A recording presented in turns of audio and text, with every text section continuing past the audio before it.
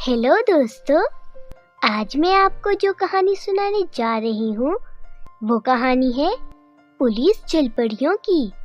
तो आइए दोस्तों, देखते हैं पुलिस जलपरी की कहानी। एक बार की बात है कि एक समुद्र में जलपरियां रहती थीं। उन जलपरियों पर एक रानी जलपरी हुकूमत करती थी। रानी जलपरी बहुत समझदार और अच्छी थी। रानी जलपरी ने अपने पूर्वजों का खजाना एक संदूक में डालकर छुपा रखा था ताकि वो महफूज रहे। एक बार कुछ जलपरियां समुद्र की सैर करने आती हैं कि अचानक एक जलपरी की नजर दूर दो इंसानों पर पड़ती है जो कि कुछ बातें कर रहे होते हैं।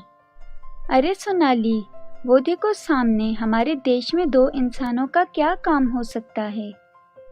हमें इनके पास जाकर चुपके से इनकी बातें सुननी चाहिए। क्या पता वो हमें कुछ नुकसान ना पहुंचाना चाहते हों। फिर वो दोनों जलपरियां चुपके से उनके पास जाती हैं और उनकी बातें सुनने लगती हैं। यार, खजाने की बात पक्की है क्या? हाँ भाई, कल मैं खुद आया था इधर ताकि कुछ हाथ लग जाए।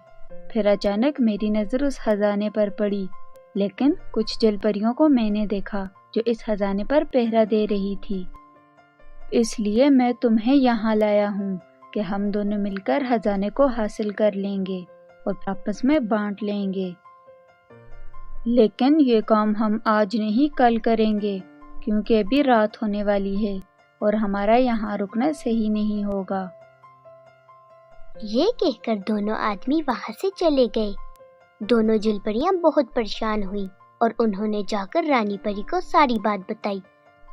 रानी परी उन दोनों जलपरियों की बात सुनकर बोली, जलपरियों, अब हम क्या कर सकते हैं, क्योंकि हमारे पास तो कोई हथियार भी नहीं ताकि हम उनका मुकाबला करें। ये सुनकर तमाम जलपरियां परेशान हो गईं और खजाने को महफूज करने के लिए तरकीबें सोचने लगीं। अगले दिन वहां समुद्र में एक लड़का आता है जिसको समुद्र की गहराई तक जाने का बहुत शौक होता है। वो इधर उधर फिर रहा होता है। अचानक कुछ जलपरियां उसके इर्द गिर्द जमा हो जाती हैं। जलपरियों को अपने इर्द गिर्द देखकर वो लड़का बहुत घबरा जाता है। उनमें से एक जलपरी कहती है, तुम वही लुटेरे हो ना जो कल हमारा खजाना लूटने आए थे? अब हम तुम्हें यहाँ कैद कर देंगे। नहीं नहीं, मैं कोई लुटेरा नहीं हूँ, बल्कि एक गोताखोर हूँ और समुद्र की सैर करने आया हूँ और मुझे डुबकी लगाने का बहुत शौक है। मगर हम तुम्हारी बात पे कैसे यकीन कर लें?